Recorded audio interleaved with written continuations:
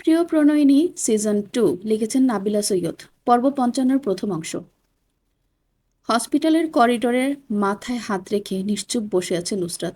ঘুমহীন রাত্রি যাপন করার ফল হিসেবে চোখের নিচের দাগ পড়েছে। ক্লান্ত শরীরটা বিছানায় আরাম খুঁজছে। এর আগে এত ধকল সয়নি তার শরীর। মাথায় বিভিন্ন চিন্তা ঘুরপাক খাচ্ছে। সেই চিন্তার কোথাও নিজেকে নিয়ে ভাবনার ফুরসত নেই তার।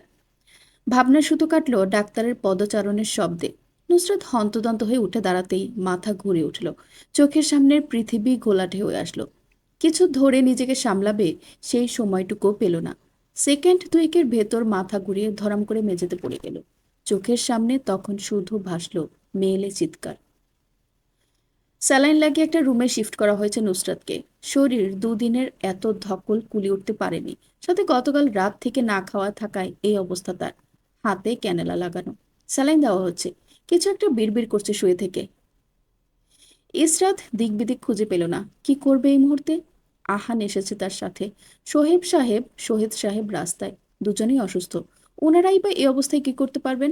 ইরহামটার প্রয়োজন বোধ করল ইসরাত খুব করে। বেচারা নিজেই ইমার্জেন্সি ওয়ার্ডে ভর্তি। মুখের ভেতর নল ঢুকিয়ে ভেতরের বিষ ওয়াশ করা হচ্ছে তার। হসপিটালের এ প্রান্ত হতে ও প্রান্ত দৌড়াতে হলো একা একা। ভীষণ করে তার অনুভব হলো, আজ যদি একজন বড় ভাই থাকতো তাহলে এত স্ট্রেস নিতে হতো না। নাজমিন বেগম এর মধ্যে কেঁদে কেটে নিজে অসুস্থ হয়ে পড়েছেন। ইসরাত ঠেলে ধাক্কিয়ে তাকে সৌরভীর সাথে বাড়িতে পাঠিয়ে দিয়েছে। বলে দিয়েছে মেয়েটাকে বুঝিয়ে খেয়াল রাখার জন্য। সোহেব সাহেব আর ঝর্ণা বেগম আসলেন দুপুর 12টার দিকে হসপিটালে। ভদ্রমহিলা দেখেই মনে হলো সৌরভীকে সামনে পেলে কেটে কুটে টুকরো টুকরো করে দিতেন। হাউমাউ করে কেঁদে নীরব হসপিটাল আওয়াজে আওয়াজে ভরিয়ে দিলেন। ইসরাত বিরক্ত হলো ভীষণ। এমনিতেই তিনজনের ডাক্তারের সাথে কথা বলে সে কুলি উঠতে পারছে না। তার ভেতরে এই ভদ্রমহিলার এমন নাকে কান্না। সোহেব সাহেবকে ইশারায় কাছে ডাকলো সে। তখন ঝর্ণা বেগম দরজার বাইরে দাঁড়িয়ে ছেলের কিভাবে বেশ ওয়াশ করা হচ্ছে তা দেখছেন ছলছল চোখে। চোখ মুছছেন কাপড় দিয়ে, আবার কাঁদছেন। ইসরাত শান্ত থাকলো। এই মুহূর্তে তাকে শান্ত থাকতে হবে। বলল, চাচ্চু। কণ্ঠস্বর রুদ্ধ হয়ে আসলো। সোহেব সাহেব এক হাতে বুকে টেনে নিলেন তাকে। মাথায় পিঠে হাত বুলিয়ে দিলেন।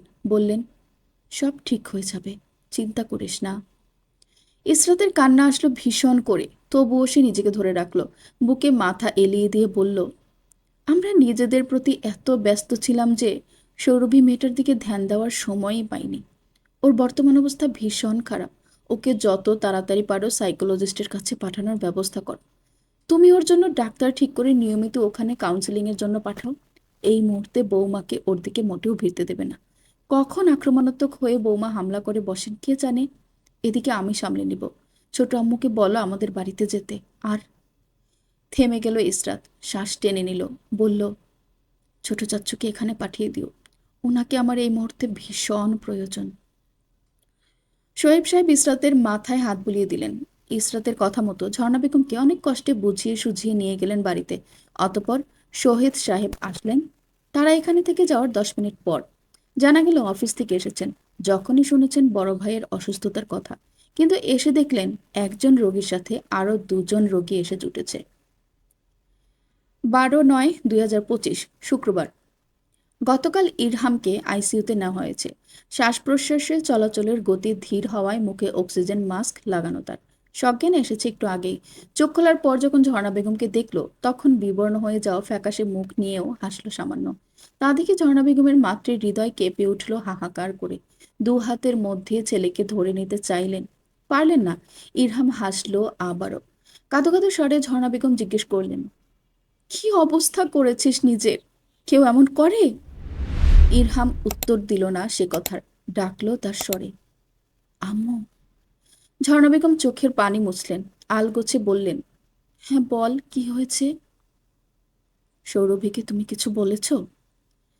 ঝর্ণা বেগম ছেলের দিকে তাকালেন অবিশ্বাস্য চোখে। যে মেয়েটা বিষ দিয়েছে সেই মেয়ের কথাই জিজ্ঞেস করছে তার ছেলে। রাগ ক্ষোভ দুটোই চোখ মুখে ফুটে উঠল।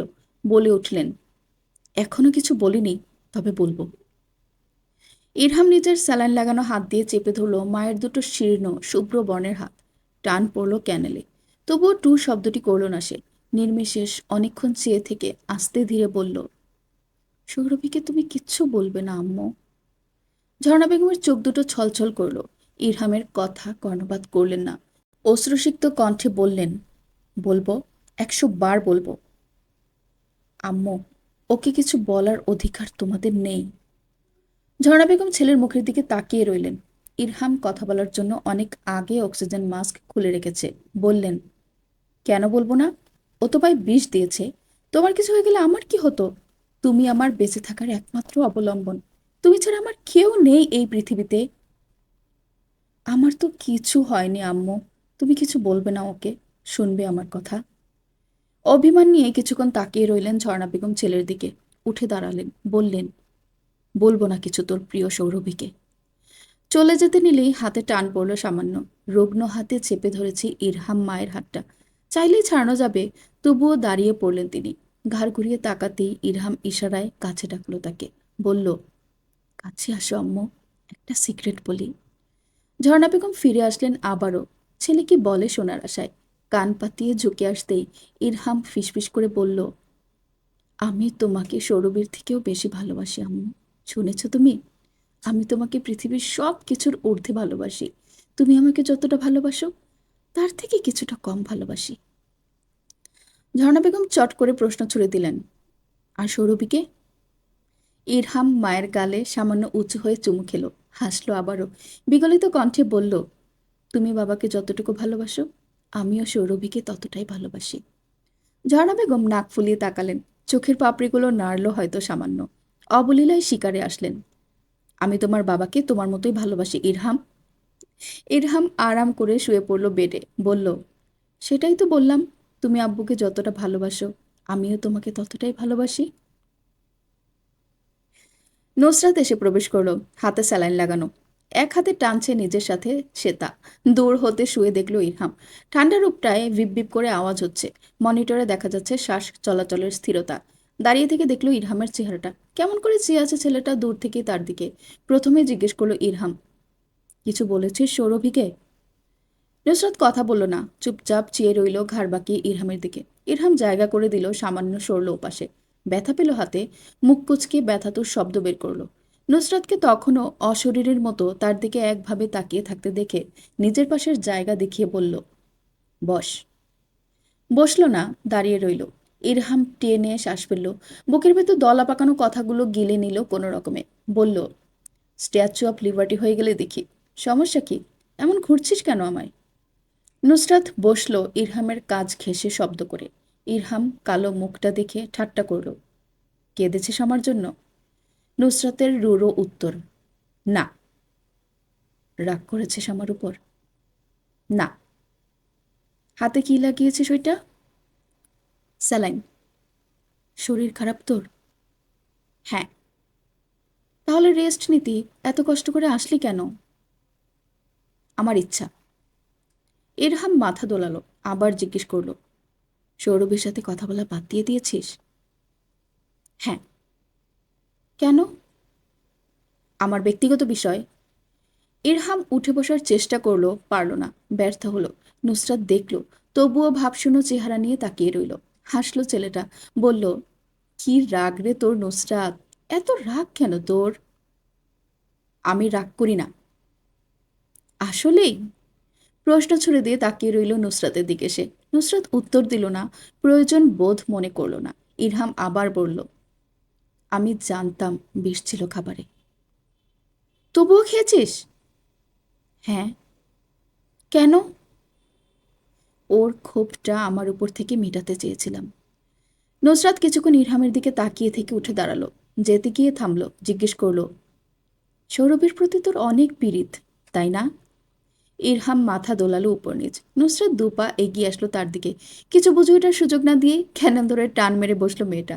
ইরহাম গলা ফাটিয়ে চিৎকার করে উঠল, কানে ভেসে এলো, ভালোবাসা দেখে আমি শিহরিত। তুই মরে গেলি না কেন কুত্তা? বেঁচে আছিস কেন? মর শালা মর, মরে কবরে যা। ইরহাম হাসল, হাতে চিনচিন ব্যথা করছে, তবুও ঠোঁট থেকে হাসি সরছে না। মৃদুমন্দ রক্ত বের হচ্ছে। বিগলিত কণ্ঠে বলল, আমি তোর থেকে 13 দিনের বড়, সম্মান দে শালি। তোর এই বালের 13 দিন আমি গুনায় ধরি না, যা সর। যেতে যেতে খামচে একটা বসিয়ে গেল ইরহামের পেটে। এরপর ইসরাত আর আহান দুজনেই ভেতরে প্রবেশ করে ফ্যা ফ্যা করে কান্না জুড়ে দিল। আহান নাক মুছল টিস্যু দিয়ে, কথা বলতে গিয়ে নাক দিয়ে সর্দি বের হয়ে গেল। তা দেখে ইরহাম বলল, আগে নাক পরিষ্কার করে আয়, পরে কথা বলিস। খবিশের মতো গেত করিস না। আহান তা শুনেও কাঁদলো। ইরহাম অবাক হয়ে জানতে চাইল, কি রে, কাঁদছিস কেন? আমি তো মরিনি, বেঁচে আছি। আহান নাক টানতে টানতে বলল, আমি তার জন্য কাঁদছি না। ইসরাত তড়াক করে জিজ্ঞেস করলো, তাহলে কেন কাঁদছিস? আহানের নিরুদ্বেগ কণ্ঠস্বর পুরো রুমে ভাসলো, কাঁদো কাঁদো আওয়াজ, সাথে নাক টানারও শব্দ ভাসলো। ভাইয়াকে সুস্থ দেখে খুশিতে আমার কান্না পাচ্ছে। কষ্টটা কথাটা শেষ করে নাক মুছে টিস্যু দিয়ে চোখ মুছে দিয়ে কেঁদে ফেললো। ইরহাম আর ইসরাত দুজনে দুজনে চোখ মুখ চাওয়াচাওয়ি করলো। অতঃপর তাদের হাসির দমকে কেঁপে উঠল পুরো আইসিইউ রুম। আহান আর ইসরাত যাওয়ার পর আর কাউকে ঢুকতে দেওয়া হলো না ভেতরে। রোগীর রেস্ট নেবে বলে ইঞ্জেকশন পুশ করা হলো তাকে। সৌরভী তখনও বাইরে দাঁড়িয়ে আছে অধীর আগ্রহে। কখন সন্ধ্যা 6টা বাজবে, কখন সে ভেতরে যাবে এই আশা নিয়ে। সারাদিন কাটলো তার উদ্বেগ নিয়ে। সন্ধ্যা 6টা বাজতেই তৎপর হলো তার সমগ্র হৃদয়। ইরহাম তখনও ঘুমিয়েই, তাই নার্সরা ভেতরে প্রবেশ করতে দিল না। রোগীকে সন্ধ্যা 6টা থেকে 7টা পর্যন্ত দেখার সময় এর ভেতরে সবাই দেখবে। নুসরাত চুপচাপ দূরে পায়ের উপর পা তুলে বসে আছে। সৌরভী একবার এসে বলতে চাইলো তাকে ভেতরে ঢুকতে দিচ্ছে না, কিন্তু নুসরাত রক্তিম চোখ দুটো দেখে কিছুই বলতে পারলো না। চুপচাপ ফিরে গেল আবার দরজার সামনে। ঘড়ির কাঁটায় তখন 6টা 40 বাজছে। একজন নার্স এসে বললেন, আপনাকে ভেতরে যেতে বলেছেন রোগী। দ্রুত পদক্ষেপে ট্রান্সপারেন্ট দরজা ঠেলে দিয়ে ভেতরে ঢুকতে গিয়ে নিজেকে থামিয়ে দিল সৌরভী। দাঁড়িয়ে টেনে শ্বাস ফেলল। আস্তে ধীরে পা ফেলল সম্মুখে। দরজা খুলল ধীর স্থির ভঙ্গিতে। চোখ বন্ধ করে শুয়ে আছে ইরহাম। সৌরভী এগিয়ে যেতে যেতে ডাকল, ইরহাম, জেগে আছো? চোখ খুলে তাকালো না ছেলেটা, নীরব শুয়ে রইল। সৌরভী মাথা উঁচিয়ে তাকাতেই দেখল নিবু নিবু চোখগুলো মেলে তাকিয়ে ওকেই দেখছে। সবুজ বাদামির মিশ্রণের গভীর চোখ দুটো নিষ্প্রাণ হয়ে আছে। কেমন করে তাকিয়ে আছে তার দিকে। সৌরভীর বুক কাঁপে, অন্তরাত্মা লাফিয়ে ওঠে। বিছানায় শোয়ারত মানবটার ভেতরে যেন প্রাণ নেই, আগের চঞ্চলতা নেই, কেমন নিষ্ক্রিয় হয়ে গেছে। ইরহাম সামান্য হাসে, ডাকে, ফক্সগ্লোভ আমার। সৌরভী মাথা উঁচিয়ে তাকায় না চাইতেও, ডাকে সাড়া দেয়। ইরহাম হাসে আবারও, নিষ্প্রাণ তার সেই হাসি। সৌরভীকে নিজের আরো কাছে ডাকে ইশারায়। সে ঝুঁকে আসতেই আবেদনময়ী গলায় অবুঝের মতো করে বলে, may I kiss you once? Please না করবে না? সৌরভী ঝুঁকে থাকলো ওভাবেই ইরহামের দিকে। কিছু বলার জন্য পুরো ঠোঁটজোড়া ফাঁক করতেই ইরহাম নিজের পুরন্ত ঠোঁটের ভাঁজে পুরে নিল রমণের সূক্ষ্ম ঠোঁটজোড়া। অনুমতি চাইলেও অনুমতি পাওয়ার তোয়াক্কা করল না। তৃষ্ণায় চাতকের ন্যায় আঁকড়ে ধরল রমণের ওষ্ঠপুট। কোনো এক ঘোরের মধ্যে ডুবে রইল সে। অধরের ভাঁজে সময় নিয়ে বিরাজ চলল তার। ফক্সগ্লোভ তখনও চুপচাপ তাকিয়ে। ইরহামের করা কাণ্ডে নিষ্প্রাণ তার বদন। যতক্ষণ মানবের বিরাজ চলল তার ওষ্ঠপুট জুড়ে, ততক্ষণ নির্জীব, নিস্তব্ধ, উদ্বেগহীন বসে রইল একই জায়গায়, একইভাবে। 13/9/2025 শনিবার। ইসরাতের কথা মতোই সৌরভীকে দেখানোর জন্য একজন সাইকোলজিস্টের অ্যাপয়েন্টমেন্ট নিয়েছেন সোহেব সাহেব। আজ সকাল 10টা থেকে তাদের সেশন শুরু। সৌরভীকে তার শ্বশুরমশাই 9টা 50 মিনিটে এনে দিয়ে গেছেন সাইকোলজিস্টের বাসভবনে। একদম দোতলার ঘরটায় পৌঁছে দিয়ে হসপিটালে গেলেন সোহেব সাহেব। বড় চারকোণাকৃতির একটা রুম। বাতাস বইছে খুব হালকা। ঘরটা তেমন আলোময় নয়, সামান্য অন্ধকার। ঘরের চার কোণে 4টা মাঝারি আকৃতির প্ল্যান্ট, সেগুলোর পাতা বাতাসে উঠছে। ঘরে একদম মধ্যিখানে ডিভান, কাউচ আর দুটো সোফা। মাঝখানে মিনি সেন্টার টেবিল। বড় জানালায় বাদামি আর সাদা মিশ্রণের পর্দা, যা প্রাকৃতিক বাতাসে দুলছে, উঠছে। সৌরভীর চোখ ঘুরিয়ে ঘুরিয়ে পুরো ঘরটা অবলোকন করলো। মুখের ভাবগতি স্বাভাবিক। 4 দিন পূর্বে করা ঘটনায় মুখে কোনো অপরাধবোধের ছাপ নেই, কেমন আগের মতোই নির্জীব আছে। মোহাম্মদ রায়হান কবির, সাইকোলজি স্পেশালিস্ট, তার কাছে আজ সৌরভ এসেছে। ভদ্রলোক শুভ্র চেহারার মেয়েটাকে একবার দেখে নিয়ে সামনের সোফায় বসলেন। জিজ্ঞেস করলেন আদরে ভাব নিয়ে, নাম কি তোমার? সৌরভী সময় নিল না, 1 সেকেন্ডেই উত্তর দিল, সৌরভী শিকদার। তা আজ এখানে তুমি কেন এসেছো, তার কারণ জানো? সৌরভী আগের মতো গম্ভীর গলায় উত্তর দিল, জি জানি। বলো তো কি কারণ? এবার একটু সময়ের জন্য তার ভাবনাদয় খেলে গেল চিন্তা। সময় নিল সে। জিভ দিয়ে ঠোঁট ভিজিয়ে নিয়ে বলে উঠল, আমি ডিপ্রেশনে ভুগছি। রায়হান কবির নিজের গম্ভীর মুখে হাত টেকালেন, বললেন, তুমি মানো তুমি ডিপ্রেশনে ভুগছ? সৌরভীর নির্লিপ্ত স্বর, জি। তার কারণ কি? পরপর প্রশ্নের উত্তর দুপাশে মাথা দুলিয়ে নির্বিকার চিত্তে আসলো। জানি না। আচ্ছা, না জানলে আর কি করার? ভদ্রলোক থামলেন, সরাসরি তাকালেন সৌরভীর দিকে। নিজের বুদ্ধিদীপ্ত চোখগুলো দিয়ে দেখলেন মায়াবী মেয়েটাকে। বললেন, তুমি এই মুহূর্তে কি কি অনুভব করছো? সবচেয়ে বেশি কোনটা? রাগ, দুঃখ, ভয়, নাকি হতাশা? সৌরভীর সময় নিয়ে বলল, দুঃখ। কেন? চেহারার ভাবগতিক স্বাভাবিক রেখেই উত্তর দিল সৌরভী। ইরহামকে আমি মারতে চাইনি, বিষ দিতে চাইনি। তারপরও কিভাবে কিভাবে যেন ব্যাপারটা হয়ে গিয়েছে আমার দ্বারা। রায়হান কবির অবাক হওয়ার নাটক করলেন। অত্যাশ্চর্য কণ্ঠে জিজ্ঞেস করলেন, তুমি কাকে বিষ দিয়েছ? আমার স্বামীকে। রায়হান কবির হাসলেন মৃদু। ধীরে ধীরে আগালেন এবার ঘটনা প্রবাহের দিকে। কোন কারণে বিষ দিয়েছ তাকে? সে কি তোমাকে শারীরিক নির্যাতন করত? না, শারীরিক নির্যাতন করেনি কখনো। তাহলে ফিজিক্যালভাবে কোনো হয়রানি করত? সৌরভী দুপাশে মাথা দোলালো, বলল, সেটাও না। ভদ্রলোক শ্বাস ফেললেন, বিড়বিড় করলেন নিজ মনে, ভেরি কমপ্লিকেটেড। অতঃপর জিজ্ঞেস করলেন, তাহলে এটা বলো, তোমাদের ভেতর ফিজিক্যাল রিলেশন ছিল? সৌরভী মাথা দোলালো। রায়হান কবির বুঝেছেন যেন, সেভাবে মাথাটা আবারও দুলিয়ে নিলেন। বললেন, তাহলে তোমার স্বামীর প্রতি কোন বিষয় নেই তোমার ক্ষোভ? আমাকে ধীরে ধীরে বিস্তারিত কাহিনীটা বলো, এবং কোন বিষয়টা তোমাকে সবচেয়ে বেশি কষ্ট দিয়েছে তাও জানাও। সৌরভী হাতের দিকে চোখ স্থির করলো, মুখের রং বিবর্ণ। অনেকদিন ঠিকঠাক মুখ সে নিজেই দেখেনি আয়নায়। মেয়েলি মোমের মতো নরম চেহারাটায় সামান্য আক্ষেপের ছায়া খেলে গেল। পাখির কলকলানির মতো রিনঝিনে সেই কণ্ঠস্বরটা বাড়ি খেল চারিদিকে। আমাদের বিয়ে হয়েছিল 22 আগস্ট। বিয়েটা আমার জন্য সম্পূর্ণ অনাকাঙ্ক্ষিত ছিল। আমি কখনো চাইনি ইরহামের মতো ব্যক্তি আমার স্বামী হোক, যে প্রতিদিন একটা মেয়ের জীবন নষ্ট করে। সে আবার কখনো ভালো স্বামী হতে পারবে? প্রশ্ন ছুড়ে দিয়ে থামল সে। রায়হান কবির বললেন, হ্যাঁ, তুমি তোমার দিক দিয়ে ঠিক, সেটা আমি বুঝতে পারছি। এরপর কি হলো বলো। আমার দাদা নিজাম শিকদার, ভদ্রলোক, অনেকবার নুসরাতের সাথে মিশতে না করেছেন। সরি, মাঝখানে ঢুকে পড়ছি। নুসরাতটাকে? সৌরভী পানি এক ঢোক খেয়ে নিল। বলল, নুসরাত আমার ননদ, বলতে পারেন আবার খুব কাছের বন্ধু। ওর জন্যই ও বাড়িতে চলাচল আমার বেশি ছিল।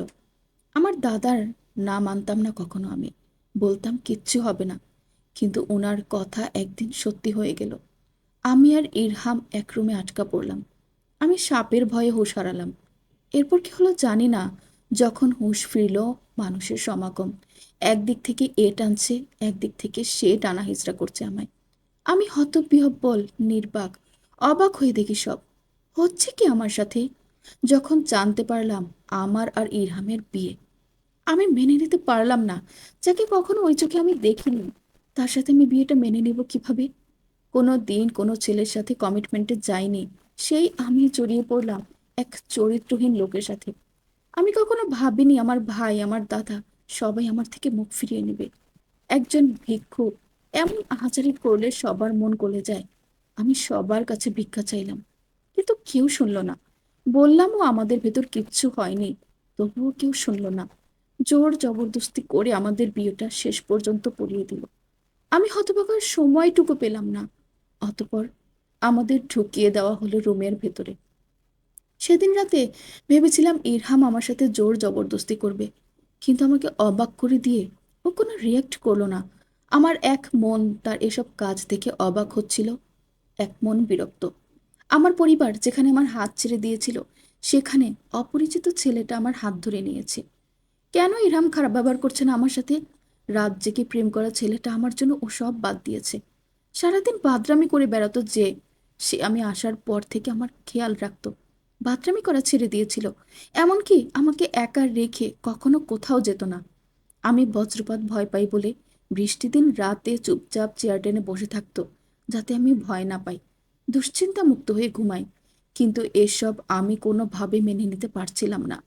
তার ভালো মানুষই, তাই ওর সাথে খারাপ ব্যবহার করতে শুরু করলাম আরো বেশি। কিন্তু ও সব সময় সবটা মানিয়ে নিত। এই যে, এই আমার এখনকার চেহারা, যে কেউ ভালো করে তাকালে ভয় পাবে।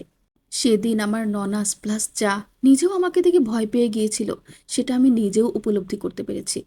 আমাকে তারা ভয় পাচ্ছে। আমার পরিবার যখন আমার সাথে থাকার কথা ছিল, তখন আমার হাত তারা ছেড়ে দিয়েছিল। সেই কারণে আমি আক্রমণাত্মক ইরহামের দিকে হয়ে গেছি। ইরহামের জন্য সবকিছু হয়েছে, আমার মন বলতো। ওর ওপরে সবকিছুর রাগ গিয়ে পড়তো। তাই শেষ কদিন ধরে আমি ভাবছিলাম কি করা যায়। এক একবার মন বলছিল ইরহামের ভুল নেই, সে চমৎকার একজন মানুষ, তার সাথে অনায়াসে আরো 2 যুগ সাংসারিক জীবন কাটিয়ে দেওয়া যাবে। একবার অন্য কিছু মন বলছিল। যেদিন এই ভাবনা আসে, এর পরের দিন আমাদের রোজকার ঝগড়াঝাটি দেখে ওর পরিবার আমাদের সেপারেশনের কথা বলল। কিন্তু ও মানল না, সোজা গলায় বলল সেপারেশনে যাবে না। এই নিয়ে আমাদের ঝামেলা হলো রাতে। সেই ঝামেলার ভেতর অনাকাঙ্ক্ষিত একটা ঘটনা ঘটে গেল। রায়হান কবির মনোযোগ দিয়ে কথা শুনছিলেন। সৌরভীকে থেমে যেতে দেখে জিজ্ঞেস করলেন, কোন ঘটনা? সেদিন রাতে ইরহাম আমার কাছাকাছি এসেছিল। রায়হান কবির জানতে চাইলেন, তোমার সাথে কোনো প্রকার জোর জবরদস্তি করেছিল? না, আমি মানা করতে চেয়েছিলাম, কিন্তু সম্ভব হয়ে ওঠেনি। এটা তোমাকে সব থেকে বেশি কষ্ট দিয়েছে? সৌরভী বাক্য ব্যয় করল না, শুধু মাথা দোলালো। রায়হান কবির জিজ্ঞেস করলেন, নিজেকে নিয়ে কি ধরনের চিন্তা আসে তোমার ভেতরে? কোনো চিন্তাই আসে না এখন আর। রাগ হলে কি করো তুমি? ইরহামকে থাপ্পড় মেরে দেই। এর বিপরীতে সে কখনো ঘুরিয়ে থাপ্পড় মেরেছে? না, ও আমাকে মারেনি এখনো পর্যন্ত। বিয়ের রাতে 2টো থাপ্পড় খেয়েছিল, তা চেপে গেল অনায়াসে সৌরভী। রায়হান কবির জিজ্ঞেস করলেন, আগে এমন ট্রমার সম্মুখীন হয়েছিলে কখনো? কখনো হয়নি। তোমার পরিবারের সাথে সম্পর্ক এখন কেমন? প্রায় ভঙ্গুর দশা, যা বলেছিলাম তখন। বিয়ের পর আর কখনো দেখা হয়নি তাদের সাথে? না। তুমি দেখা করার চেষ্টা করনি? না, যারা আমাকে বিশ্বাস করে না তাদের সাথে দেখা করার প্রয়োজন বোধ আমি করি না। তুমি ইরহামকে বিষ দিয়েছিলে কেন তাহলে? আমি তো ভেবেছি ওদের কাছে ফিরে যাওয়ার জন্য। সৌরভে চুপ করে বসে রইল। উত্তর খুঁজে পেল না সে। রায়হান কবির বললেন, নিজের পাশে এখন ভরসাযোগ্য কে আছে? তার উত্তর ভেসে এলো, ইরহাম। ওকে তো বিষ দিয়েছ, তাহলে ও কেন তোমাকে নিজের পাশে রাখবে? নিজের কথায় অটুট থাকলো সে। বলল তেজ নিয়ে, ও আমাকে রাখবে। হাসলেন রায়হান কবির। হাতের ফোনটা টেবিলের উপর রাখলেন। ফোনের ওপাশের ব্যক্তি হাসছেন নৈশব্দে। জিজ্ঞেস করলেন, এখন তুমি কি চাও সৌরভী? ইরহামের কাছে থাকতে চাও, নাকি সেপারেশনে যেতে চাও? ঘড়ির কাঁটায় টিকটিক করে 11টা বাজছে। বাতাস বইছে রুমটায়। সোনালি সূর্যটা আলো ছড়াচ্ছে দীপ্তির সাথে। সৌরভী এখনো সেই প্রশ্নের উত্তর দেয়নি। হাওয়া এসে উড়িয়ে দিল পর্দা। বাইরের গাছগুলো নড়ে উঠল। তার সাথে ভেসে এলো ভেতরে বসার হতো রমণীর কলকলের স্বর, আমি এখন ইরহামের সাথে থাকতে চাই। কেন? ও আমাকে সবার থেকে বেশি বিশ্বাস করে। শুধু বিশ্বাস করে বলে? প্রশ্ন ছুড়ে দিলেন রায়হান কবির। সৌরভী হাতের উপর থেকে চোখ সরালো। সরাসরি তাকালো ডাক্তারের দিকে। মুখ ফুসকে মনের কথা বাইরে বেরিয়ে আসলো, ভালোবাসি। আকাশে হলদেটে আলো খেলা করছে। কখনো তা হলুদ হচ্ছে, কখনো কমলা। মাগরিবের আজান পড়বে একটু পর। পর্দাগুলো আঁকাবাঁকা হয়ে উঠছে বাতাসের ঝাপটায়। নিরবিচ্ছিন্ন পরিবেশে এক ফালি মিয়ানো রোদ এসে খেলা করছে সাদা সিঙ্গেল বেডটার উপর। নুসরাত শুয়ে শুয়ে চুপচাপ দেখছে বাইরের পরিবেশ। নিজের উপর রাগ উঠছে তার ভীষণ। কেন সেদিন ডিভোর্স পেপারে সাইন করতে গিয়ে এমন বেগ পেহাতে হয়েছিল? কোনো কারণ নেই। কারণহীন একটা কাজ করায় এখন নিজেই নিজের কাছে ছোট হচ্ছে। আত্মগ্লানি এসে চেপে ধরেছে তাকে। আপেলে কামড় বসালো একটা। চিন্তারা একসাথে এসেছে দলবদ্ধভাবে। নুসরাত সেসব ভাবতে চাইল না। যা হয়ে গিয়েছে তা হোক। এখন দেখার পালা সামনে কি হয়। আকস্মিক তার শরীর বেয়ে খেলা করে গেল একটা ঝাঁকুনি।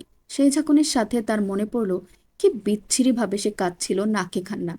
ইরহাম ইসরাত ছাড়া আর কেউ দেখেনি তো সে কান্না। মনে প্রশ্ন উদয় হলো। আবারও বিরক্তিতে তেতো হয়ে আসলো জিভের ডগা। ছ্যা, এই কাজ করেছে সে। ভুলে যেতে চাইল ব্যাপারটা, কিন্তু মন বারংবার ভুলে যেতে যাওয়ার কথাটাই এনে সামনে রাখলো। মনে করিয়ে দিল সে কি কি কাণ্ড করেছে এ দুদিনে। নিজেকে নিজেই ভৎসনা করল সে। ছি, নিব্বি একটা। গালে হাত ঠেকিয়ে তাকিয়ে রইল বাইরের দিকে। থাই গ্লাসের সামনের পর্দা উঠছে। নুসরাত আরেক কামড় বসালো আপেলে। চোখের দৃষ্টি সংকীর্ণ হয়ে আসলো। বাইরের দিকে তাকিয়ে রইল অনেক সময় নিয়ে। বিড়বিড় করলো কিছু একটা। মাত্র আজান দিয়েছে মাগরিবের। নাসির সাহেব সুস্থ এখন, আরো 2-3 দিন ডাক্তার বলেছে অবজারভেশনে রাখবে তাকে। এখান থেকে 16 তারিখ ছাড়বে। এই 4 দিনে নুসরাতের সাথে তার দেখা হয়নি বললেই চলে। আজ সন্ধ্যাবেলা তাকে ছাড়া হয়েছে। এই 3 দিনে তার শরীরে 3টা স্যালাইন পুশ করা হয়েছে। আগের তুলনায় শরীর এখন ভালো। নাসির সাহেব জায়নামাজ বিছিয়ে নিয়ে দাঁড়ালেন একপাশে। ইসরাত অজু করে বের হয়েছিল। বাবাকে নামাজে দাঁড়াতে দেখে বা পাশে এসে দাঁড়ালো। অতঃপর দুজনে মনোযোগী হলো নামাজে। নুসরাত দরজা ঠেলে ভেতরে ঢুকতেই এই অবস্থা দেখল। অজু করে এসেছিল সে, বগল দাবা ছিল জায়নামাজ। আলগোছে বাবার ডান পাশে তা বিছিয়ে দিল সে। নাসির সাহেব নামাজ শেষে দুপাশে যখন সালাম ফিরালেন, তখন 2 মেয়েকে দেখে হাসলেন সামান্য। 2 হাত তুলে দোয়া করলেন রবের নিকট। তারপর উঠে গেলেন। জায়নামাজ ভাঁজ করে রেখে নিজের বরাদ্দকৃত জায়গায় শুয়ে পড়লেন। ইসরাত নামাজ শেষে উঠে কিছুক্ষণ পায়চারি করলো এদিক সেদিক। চোখ উল্টে নুসরাতের কাণ্ডও দেখছিল সাথে। মেয়েটা উঠে বাবার কাছে যাচ্ছে। হাঁটু গেড়ে বসে মাথা নিচের দিকে রেখে কথা সাজাচ্ছে। হ্যাঁ, কথা সাজাচ্ছে সে। অতঃপর শান্ত অথচ গম্ভীর কণ্ঠে বাড়ি খেলো ইসরাতের কানে। তড়াক করে বোনের পানে তাকালো। এটা নুসরাতের কথা বলার ধরন না, কথা বলার ধরন বদলেছে। যে কথা বলতে গেলেই হেসে গড়াগড়ি খেত, আজ হাসছে না একটুও। কথার এক একটা শব্দ বের হচ্ছে মেপে মেপে। কানের কাছে প্রতিধ্বনিত হলো কিছু শব্দ। বদলে গেছে ও, পুরোপুরি বদলে গেছে। গত 2 দিনে তোমার বোনের মধ্যে বিরাট পরিবর্তন এসেছে। ইসরাতের বিশ্বাস করতে কষ্ট হলো। চোখের পাতা পড়তে ভুলে গেল। হাঁ করে ওদিকে তাকিয়ে থাকলো সে। নুসরাত কথা তখনও গমগম করে ভাসছে পুরো রুমে। আব্বা, আমি কতটা ভয় পেয়ে গিয়েছিলাম আপনি জানেন? আপনি আমাকে নিয়ে এত চিন্তা করলেন কেন? আমি ঠিক আছি। এত চিন্তার কোনো বিষয় নেই। আর কখনো এত চিন্তা করবেন না। হুম, ওকে। নাসির সাহেব মেয়ের হাত নিজের হাতের মুঠোয় চেপে ধরলেন, বললেন, কথা দাও আর কখনো কাঁদবে না। কথা দাও, কখনো কাঁদবে না। কথা দিচ্ছি, আর কাঁদব না। নাসির সাহেব মায়া নিয়ে তাকিয়ে রইলেন মেয়ের শ্যাম মুখের দিকে। মাথায় হাত বুলিয়ে দিয়ে বললেন, তোমাদের 2 বোনের চোখে পানি দেখলে আমি নিজেকে ধরে রাখতে পারি না। তোমাদের কিছু হলে আমি নিজেকে দোষী মানব। আমার জন্য আজ তোমার এই অবস্থা। বলো, আর কখনো কোনো পরিস্থিতিতে ভেঙে পড়বে না, কাঁদবে না। কথা দাও আমায়। নুসরাত চুমু খেলো বাবার হাতের মুঠোয়। নির্বিকার মুখে তাকিয়ে থেকে বলল, আর কখনো কাঁদব না। ওই দিনের কান্নাই আমার শেষ কান্না আব্বা। কথা দিচ্ছি আপনাকে, আর কখনো কাঁদব না, ভেঙে পড়ব না। কথা দিচ্ছ? জি, কথা দিচ্ছি। নাসির সাহেব ইসরাতকে কাছে ডাকলেন। ইসরাত হাঁটু গেড়ে বসল নুসরাতের পাশে। নুসরাত একবার তার দিকে তাকালো। কেমন চোখের দৃষ্টি নিস্পৃহ। মেয়েদের মাথায় হাত বুলিয়ে দিলেন নাসির সাহেব। শরীর কাঁপছে ভদ্রলোকের। নুসরাত খেয়াল করলো তা। আবারও চিন্তা করছেন হয়তো তাদের নিয়ে। এই বৃষ্টিমুখর দিনে ঘেমে নিয়ে একাকার হয়েছেন। নুসরাত গলা কাকড়ে দিল, বলল, আব্বা, আপনি আমার জীবনে সবথেকে বড় ভুল কি করেছেন জানেন? নাসির সাহেব ভ্রু উঁচুতে তুলে জানতে চাইলেন, কি? নুসরাত হে হে করে হাসল। দাঁত উপরের দুটো বের করে নির্লজ্জের মতো বলল, 2 মেয়ে জন্ম দিয়েছেন, একটা ছেলে জন্ম দিলেন না কেন? এই বয়সে তাহলে একটা কাঁধ থাকতো আপনার ভার বহনের জন্য। ইসরাত শব্দ করে হাসল। নাসির সাহেব চোখ পাকালেন। নুসরাত আবারও বলল, এখনো সময় আছে, একটা ভাই আনতেই পারেন। চুপ বদ, চুপ। নুসরাত চুপ করল না। আগের মতো করেই বলল, আমি কি বলছি আম্মাকে ভাই গিফট করার জন্য? আমি তো বলেছি একটা ভাই কোথাও থেকে অ্যাডপ্ট করতে।